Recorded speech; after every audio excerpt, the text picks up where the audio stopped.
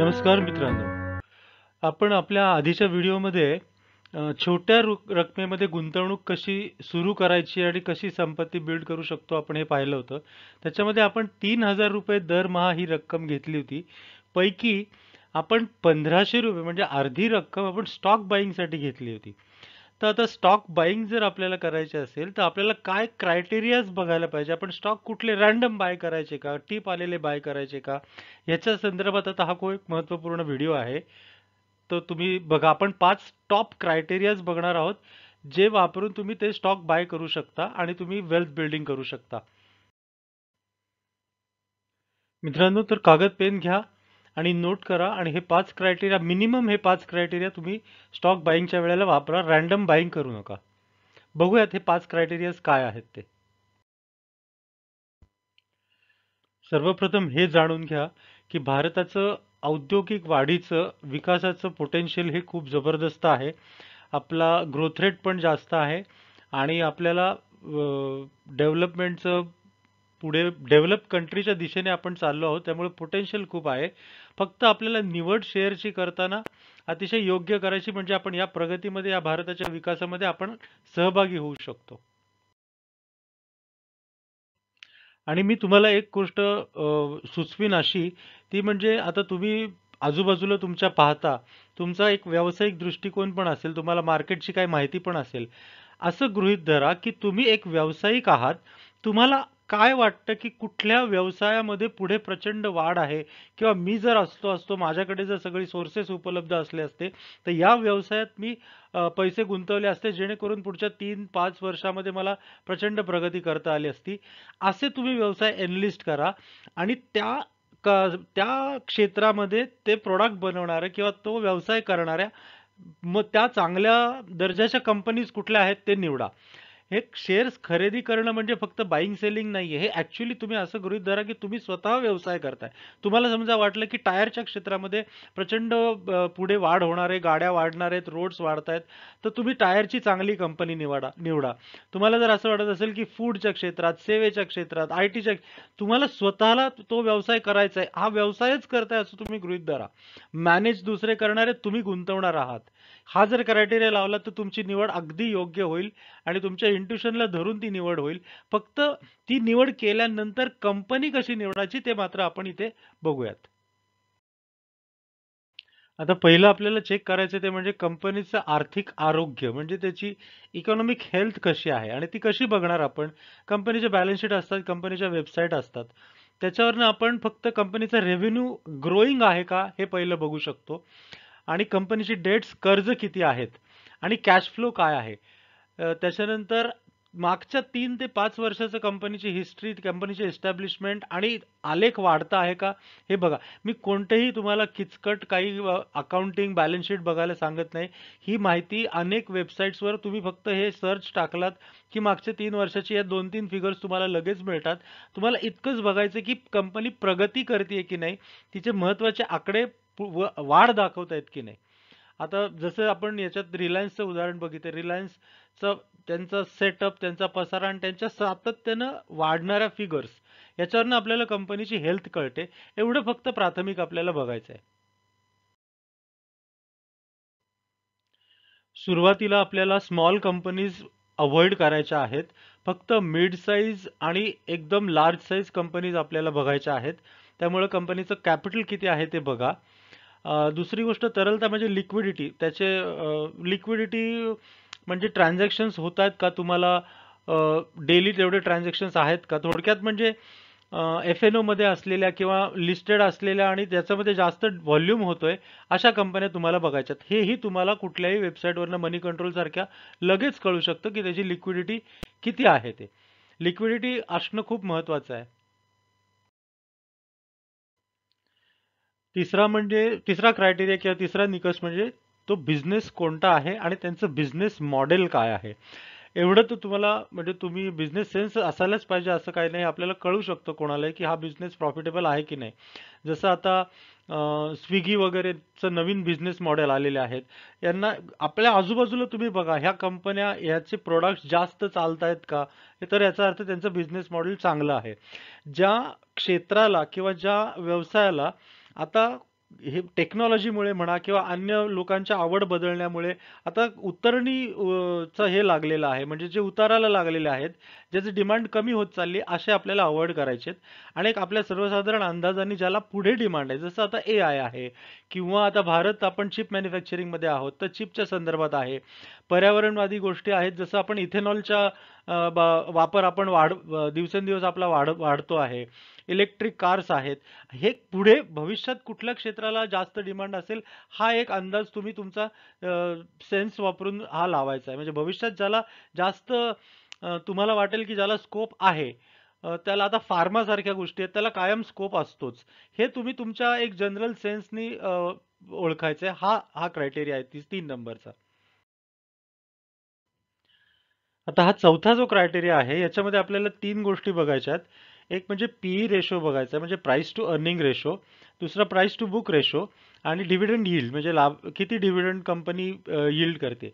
याच्यात तुम्हाला स्वतःला या रेशोचा काही सखोल अभ्यास करणं वगैरेची गरज नाही.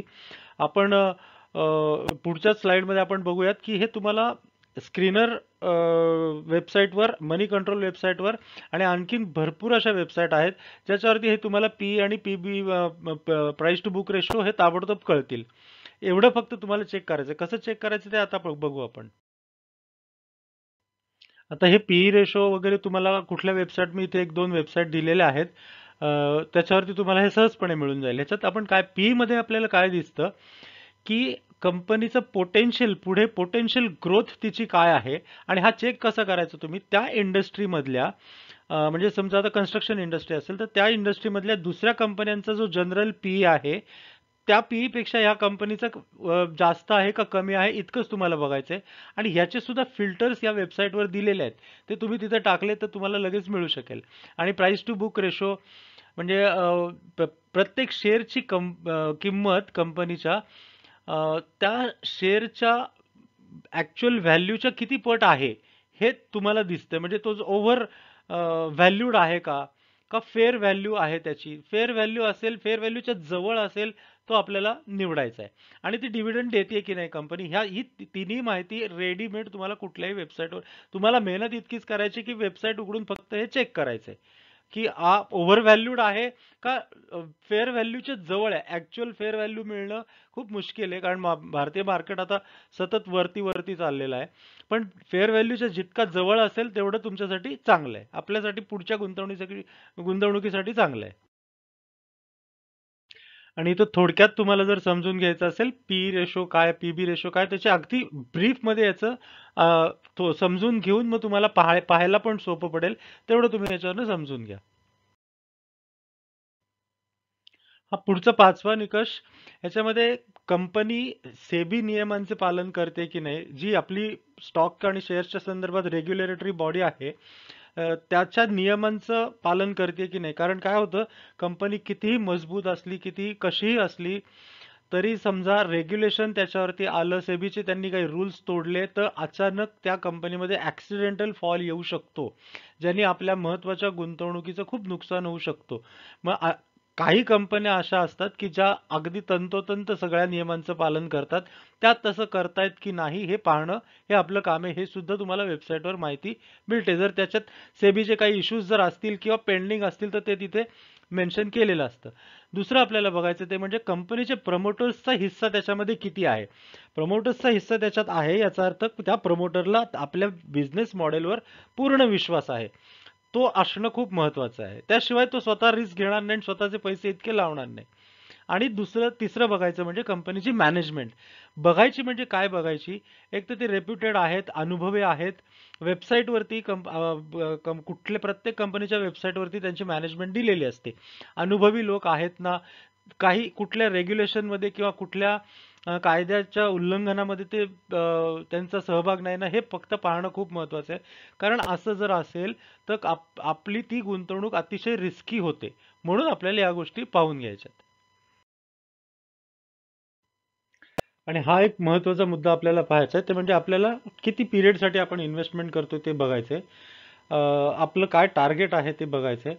माझी तुम्हाला नम्र विनंती आहे, तुम्ही ट्रेडिंग जरी करत असाल तरी सुद्धा तुम्ही स्टॉक बाईंग, म्हणजे तुम्ही डिलिव्हरी बेस्ड जे काही तुम्हाला ट्रेडिंगला प्रॉफिट होत असेल, होत असेल नसेल तरी तुम्ही रेग्युलर ट्रेडिंग करता करता तुम्ही साईडला काही ना काही तुमचा पोर्टफोलिओ बिल्ड करणं अत्यंत महत्त्वाचं आहे.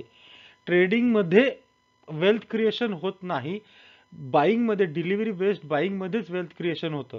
म्हणून शक्यतो तुम्ही एक कमीत कमी 2-3 वर्षाचा तरी पिरियड ठेवावा आणि तुमचं टार्गेट सेट करावं वेल्थ क्रिएशनच्या दृष्टिकोनात. आणि हे प्रत्येक माणसाने, तो ट्रेडर जरी असला ना फुल टाइम, तुम्ही एफ-एन-ओ मध्ये वगैरे करत असलात तरी सुद्धा त्याच्या जितकं तुम्ही एफ-एन-ओ ला वेटेज देतात तितकंच वेटेज तुम्ही या गुंतवणुकीला द्यायला पाहिजे.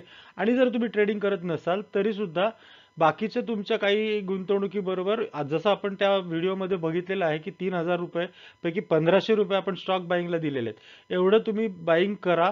आणि ते डायव्हर्सिफाईड असेल तर कुठलीही भीती तुम्हाला नाही. समजा तुम्ही 4 किंवा 5 स्टॉकमध्ये गुंतवलेत, त्यातल्या 2 स्टॉक जरी आपण वाढले नाही किंवा खाली गेले तरी ते 3 तुमचं भरपाई करून तुमचं वेल्थ क्रिएशन करतील. यात तुमचं डीमॅट अकाउंट असेलच असं मी गृहीत धरलंय. समजा नसेल तर ते डीमॅट अकाउंट सारखी फॉर्मॅलिटी आहे. आणि महत्वाची गोष्ट याच्यात अशी आहे की तुम्ही ट्रान्झॅक्शनवर तुमचा खर्च किती येतोय प्रत्येक ट्रान्झॅक्शनला ते सुद्धा चेक करा. हल्ली सेबीने हे कंपल्सरी केलेलं आहे की प्रत्येक जो ब्रोकर आहे तो बाईंग सेलिंगचा खर्च किती आहे, ब्रोकरेज किती आहे, एसटीटी जीएसटी किती आहे ते दाखवतो तिथे. तेवढं नोट करा, ऍटलिस्ट लक्षात तरी ठेवा. आणि कारण तुम्ही खरेदी करून जेव्हा तुमची प्राइस वाढते आणि तुम्ही सेल करता तेव्हा हा खर्च त्याच्यातनं तुम्ही वजा गृहीत धरायला पाहिजे. ते एक महत्वाचं आहे. आणि एक महत्वाची गोष्ट आता मित्रांनो, तुम्ही समजा हे क्रायटेरियाज वापरले, तुमच्या नॉलेजनुसार तुमच्या इंट्युशननुसार तुम्ही स्टॉक सिलेक्ट केले, तरी सिलेक्ट केल्यावर तुम्ही लगेच स्टॉक बाय करू नका. त्या स्टॉकचा वीकली किंवा मंथली ट्रेंड बघा. आणि तो जर त्याच्या ऑल टाइम हायला असेल किंवा वर्षभरातल्या हायच्या अगदी जवळ असेल तर बाय करू नका. कारण महागात घेऊन मग त्याच्या वाढीची वाट बघणं, मार्केट नेहमी सरळ वर जात नाही, ते आपल्याला बाईंगची संधी देतं. वर्षभरातल्या ऑल टाइम हाय 52 वीकच्या हाय आणि लोच्या सेंटरला मध्ये असेल, मध्ये म्हणजे जितका सेंटरच्या जवळ असेल तेवढा बाईंग ऑपॉर्च्युनिटी चांगली आहे. तो जो सेंटरच्या अगदी खाली गेला असेल तर मग त्यात काहीतरी प्रॉब्लेम आहे किंवा काही मॅनेजमेंटमध्ये इश्यूज आहेत हे समजा आणि तो अवॉइड करा.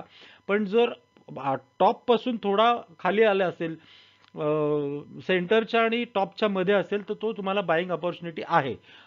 स्टॉक निवडून काढा, तुमच्या वॉचलिस्टला घ्या आणि ज्या वेळेला तुम्हाला ही संधी मिळेल त्यावेळेला बाय करा.